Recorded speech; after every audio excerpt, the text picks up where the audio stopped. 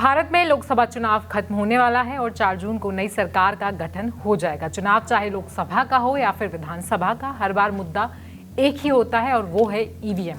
हारने वाली पार्टी हमेशा ईवीएम को ही गुनहगार बताती है। हालांकि इस बार भी ईवीएम का मुद्दा उठाया गया और सुप्रीम कोर्ट ने चुनाव आयोग को इससे जुड़े सुझाव भी दिए। लेकिन क्या आप जानते हैं कि देश में एक समय ऐसा था जब सुप्रीम कोर्ट ने ईवीएम के द्वारा कराए गए चुनाव को खारिज कर दिया था?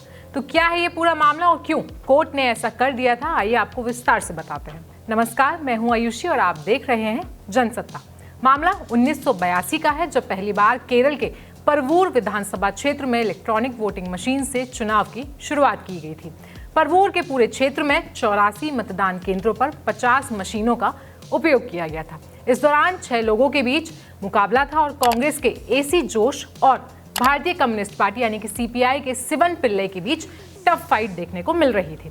चुनाव के नतीजे 20 मई 1982 को घोषित किए गए, जिसमें सीपीआई के पिल्ले की इसमें जीत हुई। हालांकि जीत का अंतर सिर्फ 123 वोटों का था, लेकिन कांग्रेस के एसी जोश ने इसके खिलाफ कोर्ट का दरवाजा खटखटाया, क्योंकि इस चुनाव में कुछ वोट मैनुअल रूप से डाले गए थे तो आधे से ज्यादा वोट मशीनों के द्वारा डाले गए थे।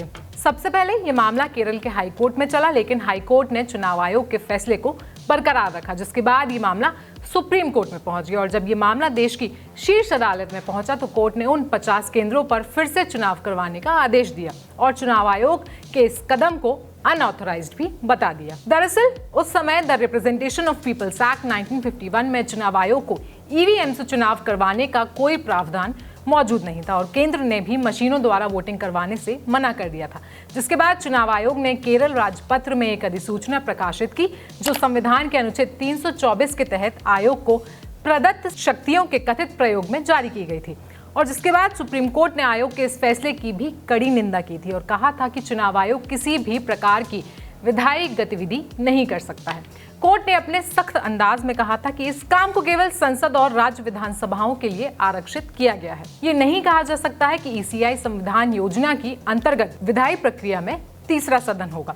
सुप्रीम कोर्ट ने इस पूरे मामले पर कहा था कि आयोग अगर ऐसी शक्तियों से लैस होगा और अगर आयोग का संचालन करने वाला कोई व्यक्ति किसी खास विचारधारा से जुड़ा होगा तो वो अजीब निर्देश देकर देश की राजनीति में तबाही ला सकता है और संवैधानिक संकट भी इससे पैदा हो सकता है।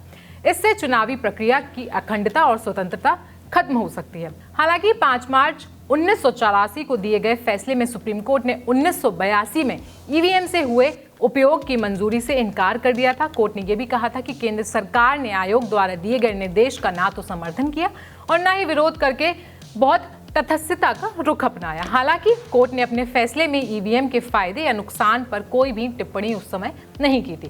वोटिंग के लिए मशीनों को कानूनी मंजूरी देने वाला मामला विधायिका पर छोड़ दिया गया था, जिसके बाद the representation of people act 1951 में संशोधन करके चुनाव के दौरान ईवीएम के इस्तेमाल की अनुमति दी गई थी। तो हमने आपको बताया कि कैसे सबसे पहले सुप्रीम कोर्ट ने ईवीएम के द्वारा कराए गए चुनावों को खारिज कर दिया था। ईवीएम के मुद्दे पर आपकी क्या है पूरी राय, हमें कमेंट सेक्शन में जरूर बताएं। साथ ही साथ देश और दुनिया की बाकी खबरों के लिए देखते रहें जनसत्ता।